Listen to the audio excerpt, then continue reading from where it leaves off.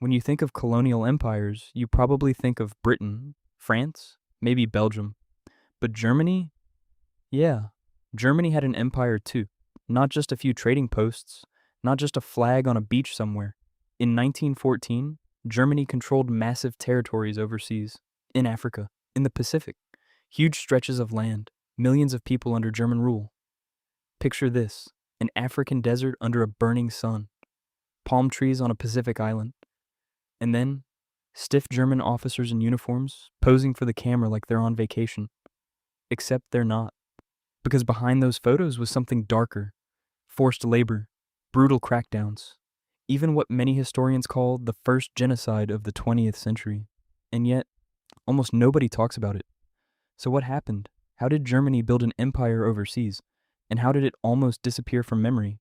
Let's rewind. Here's the thing: Germany was late, really late. While Britain and France had been building empires for centuries, Germany didn't even exist as a unified country until 1871. Before that, just a bunch of kingdoms and states trying to get along. Then comes Otto von Bismarck, the mastermind behind unification, the Iron Chancellor. And honestly, at first he didn't even want colonies. He thought they were expensive, messy, and more trouble than they were worth. But the vibe in Europe was changing. Industrial elites in Germany wanted raw materials, markets, prestige. Other powers were grabbing land fast, and nobody wanted to look weak. Then in 1884, Bismarck hosts the Berlin Conference. European powers sit around a table and basically draw lines across Africa like it's a board game. No Africans invited, by the way. And just like that, Germany jumps in. Colonies weren't just about land, they were about status, about proving Germany belonged with the big empires. And once they stepped in, there was no going back. So what did Germany actually take? First up, German Southwest Africa, today's Namibia. This one was different. It wasn't just about trade. Germans actually settled there, took land, built farms, pushed local communities aside. Then there was German East Africa, covering modern Tanzania, Rwanda, and Burundi. Huge territory, massive economic potential. Add to that Cameroon and Togoland in West Africa. On paper, it looked impressive, a real empire. But what was it built on? Rubber, cotton, minerals, land, and forced labor. In Southwest Africa especially, settlers claimed enormous areas for themselves. Indigenous communities were pushed off ancestral land. A strict racial hierarchy was enforced. Europeans at the top, Africans at the bottom. Colonial rule wasn't subtle. It was backed by military force, harsh punishments, public beatings, labor quotas. And it didn't take long before resistance began, because people don't just accept being ruled at gunpoint. By 1904, tension in German Southwest Africa had reached a breaking point. The Herero people had lost land, lost cattle, lost rights. German settlers kept expanding. The pressure just kept building. So in January 1904, the Herero rose up. At first, they actually shocked the Germans. Several farms were attacked. German forces were caught off guard. For a moment, it looked like the colony might collapse. Berlin responded by sending reinforcements. And at the center of it all was General Lothar von Trotha. He didn't come to negotiate. After defeating the Herero at the Battle of Waterberg, von Trotha issued what became known as an extermination order. The Herero were driven into the Omaheke Desert. Wells were guarded, escape routes blocked. Men, women, children, pushed into the heat with almost no water. Thousands died of thirst. Those who survived were placed in camps, including Shark Island, forced labor, disease, starvation.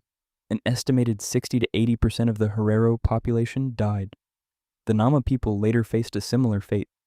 Today, historians widely describe this as the first genocide of the 20th century. And it didn't end there. While the violence in Southwest Africa was unfolding, another storm was building in German East Africa. This time, the issue was cotton.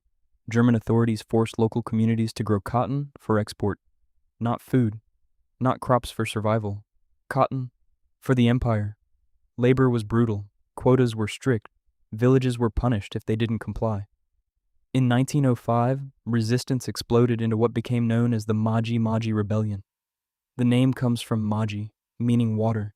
A spiritual leader claimed sacred water would protect fighters from German bullets. It sounds tragic now, but it shows how desperate and united people were. And for a moment, the uprising spread fast. Dozens of ethnic groups joined. It became one of the largest anti-colonial revolts in African history. Germany responded the same way it had before, with overwhelming force. Villages were burned, crops destroyed, entire regions deliberately starved. This wasn't just about defeating fighters, it was about breaking society. The result? Famine on a massive scale. Historians estimate around 200,000 people died, many from starvation, not bullets. Different colony, same pattern, and Germany's empire stretched even further than Africa. Germany also planted its flag across the Pacific. There was German New Guinea, parts of Samoa, the Marshall Islands, and the Caroline Islands. Not exactly small dots on the map, either. These islands sat on key trade routes. They mattered. The focus here wasn't large-scale settlement like in Namibia. It was economic, copra production, dried coconut for oil, plantations, trade networks stretching into Asia. And there was another motive, naval power. Germany wanted coaling stations for its fleet, bases that could project influence into the Pacific, where Britain, the US, and Japan were all competing. It was like a quiet power chess match, islands instead of pieces. Compared to Africa, Pacific rule was less settler-heavy, but it was still colonial rule, still imposed from far away, still built on hierarchy and extraction. And then, in 1914, everything changed. Then came World War I. Germany's colonies weren't exactly ready for a global war. Isolated, small garrisons, far from home, they didn't stand a chance. Allies moved fast. Britain and France took the African colonies almost immediately. Japan swooped into the Pacific and claimed the islands Germany had worked so hard to hold. By the end of the war, Germany had lost every single overseas possession. Gone. Just like that. The Treaty of Versailles sealed the deal.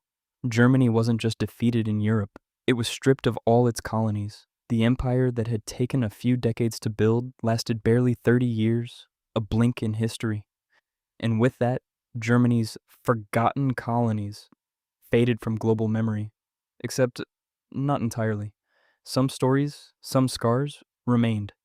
So here's the big question. If Germany had all this, why doesn't anyone remember it? First, it got totally overshadowed by the World Wars. World War II dominates history books. The Holocaust dominates Germany's collective memory. Anything before that feels like a footnote.